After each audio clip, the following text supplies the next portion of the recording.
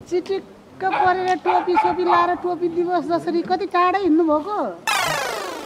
कहाँ हुनु काली बुढी, कहाँको कालो बिरालो बाटो काटेर ठ्याप्पै बाटोमा भेटिएर ए सीता बहिनी साङ्लो बिरालो खालि काली बुढी भन्न आएर यो जिब्रो पनि कति चिप्ल्यायो।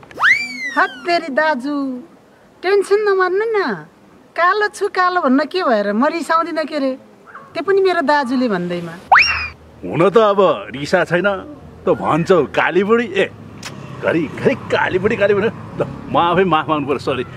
अब आजभोलिको महिलाहरूलाई छुस्स केही भन्नुहुन्न, मुखले त रिसा छैन नि म त भनेर बेसारे बोली त गर्छन्, तर भित्र त आगो भए हुन्छन् के अरे। अब के थाहा मलाई, अब सीता बहिनी भित्र जले हो कि अब मुखले नभने हो कि त्यो पनि साङ्लो बेरेर। हत्तेरीका दाजु, म अरू जस्तो होइन नि त, म त्यसरी रिसाउँदिनँ, म त अरूभन्दा फरक छु दाजु। अनि दाजु कता हिँड्नुभयो त नि चिटिक्क पढेर पड्का कसेर?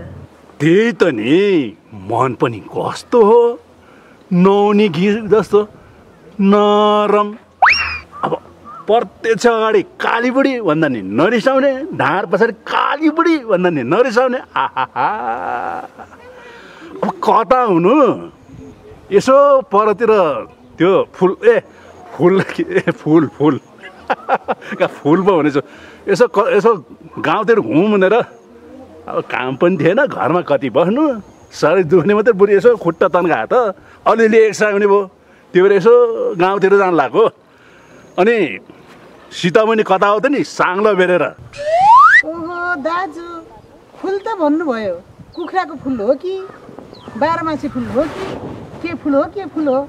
ल भाइको जेसुकै फुल होस्, ल जानु, म पनि यसो पसलतिर जानु लागेको, यसो अर्नी ल्याम कि भनेर बेला पनि भयो।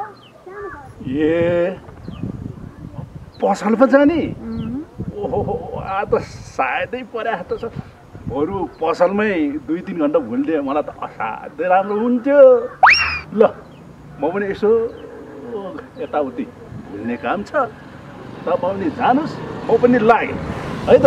ल हुन्छ ल काली बुढी अलि धेरै उतै भुल्दै पनि हुन्थ्यो, त्यो छोरीसँग यसो गर्नु विचार थियो, हेरौँ।